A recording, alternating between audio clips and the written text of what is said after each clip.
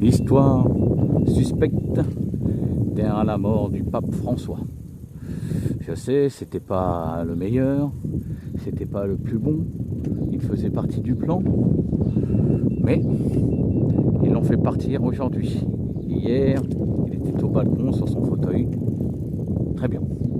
Il y a 4 jours, il était en visite dans son fauteuil, puisqu'il ne pouvait plus se déplacer à pied, à la prison de Rome, pour dire aux prisonniers, aux détenus de toute confession, de se réinsérer dans la société, de devenir des hommes bien, des femmes bien. Et comme par hasard, lundi de Pâques, ils l'ont fait partir. Derrière ce départ prématuré, alors qu'il y a depuis des mois qu'il est soi-disant malade, se cache, pour tous les chrétiens qui connaissent, une prophétie. On appelait ça la prophétie du Padre Pio, la prophétie du dernier pape. Le jour où le dernier pape mourra, un grand chamboulement frappera la chrétienté dans le monde entier. La venue, pour précipiter la venue de leur messie, leur faux messie, le Machia, de leur plan mondialiste, de leur plan associé aux anciens Khazariens, qui forment aujourd'hui une grande partie du peuple des Lumières. Le vrai peuple des Lumières ne se reconnaît pas dans ça.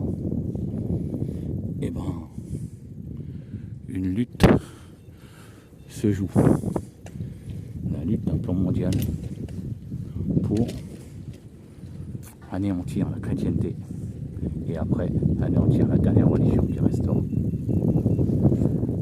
Ces choses sont soi-disant dans les prophéties.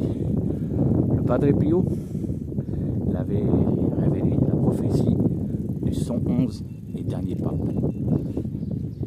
Il se veut que si les comptes sont bons, nous soyons au 111e pape. Si les comptes ne sont pas bons, nous sommes au 109e, au 110e. Il resterait un pape, celui qui viendra après. Celui qui sera choisi par les mondialistes, par la cabale maléfique, qui fera sombrer le monde avec eux. François, le pape François, qu'on aime ou qu'on n'aime pas. Moi, c'était pas mon ami, mais je crois qu'il avait ouvert les yeux dans les derniers temps.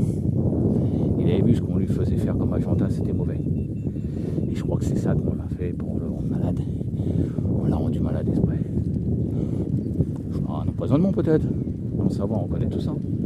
Et le lundi de Pâques, pour les milliards de chrétiens sur Terre, qui est un jour sacré, comme le dimanche de Pâques,